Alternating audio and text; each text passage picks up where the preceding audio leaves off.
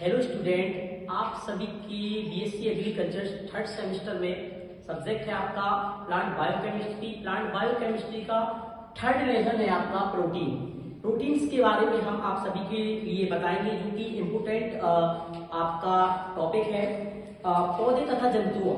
ठीक है, तो पौधे हैं और जंतु हैं। जंतुओं की जीवित कोशिकाओं में उपस्थित विभिन्न प्रकार के अवयवों में प्रोटीन्स क्या होता है। एक प्रकार से प्रोटीन का स्थान महत्वपूर्ण होता है। तो रासायनिक दृष्टि से अगर हम बात करें तो रासायनिक दृष्टि से प्रोटीन्स की ये आपकी परिभाषा है, डेफिनेशन है। प्रोटीन्स की बात करें तो प्रोटीन जो शब्द है सर्वप्रथम वर्जीनियस वैज्ञानिक ने 1839 ईस्वी में प्रोटीन को दिया था। तो प्रोटीन की डेफिनेशन क्या है? रासायनिक रूप से प्रोटीन क्या है? उच्च अणुभार वाले जटिल नत्रजनीय कार्बनिक एवं प्रकाश सक्रिय क्या है पदार्थ है।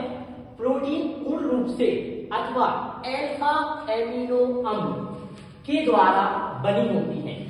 तो प्रोटीन जो है पूर्ण रूप से किसकी? अल्फा एमिनो अम्ल। ठीक है, तो अल्फा एमिनो अम्ल के द्वारा क्या है मिलकर बनी होती है। और इनके जो अणु होते हैं वह अणु एमिनो अम्लों की आपस में पेप्टाइड्स बंध क्या है CONS द्वारा संलग्न होती है। ठीक है, तो जो प्रोटीन्स है या प्रोटीन्स का जो निर्माण है वह कार्बन, हाइड्रोजन, ऑक्सीजन और कुछ मात्रा में क्या है सल्फर से मिलकर इसका निर्माण होता है।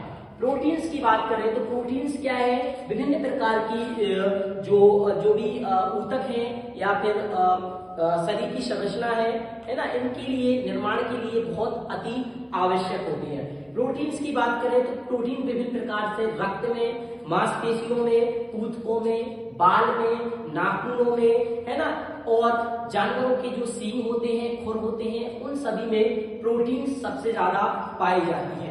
तो ये प्रोटीन्स क्या है? नई ऊतकों की मरम्मत में या टूटी फूटी जो है ऊतकों की मरम्मत के लिए प्रोटीन्स का उपयोग किया जाता है। प्रोटीन्स की हम क्लासिफिकेशन की बात करें तो प्रोटीन का क्लासिफिकेशन क्या है? देखो स्टूडेंट्स, जो प्रोटीन का क्लासिफिकेशन है वह तीन प्रकार से है। पहला है सिंपल प्रोटीन, दूसरा है कंजुगेटेड प्रोटीन, तीसरा है ड्राइवेड प्रोटीन। तीन प्रकार से प्रोटीन्स को डिवाइड किया गया है। सबसे पहले सिंपल प्रोटीन्स की बात करें तो सिंपल प्रोटीन्स में क्या क्या है? सिंपल प्रोटीन्स में आपकी है एल्बुमिन्स।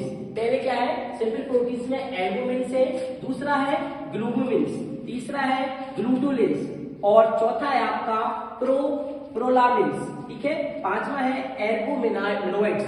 ठीक है, और उसके बाद छठवां है हिस्टोन, सातवां है क्या है प्रोटोमिन्स। ठीक है, ये आपकी सिंपल प्रोटीन से, इनके बारे में आपको डिटेल में नेक्स्ट वीडियो में बताएंगे, तो आप ये सब पढ़ लेना। उसके बाद नेक्स्ट है कंजुगेटेड प्रोटीन।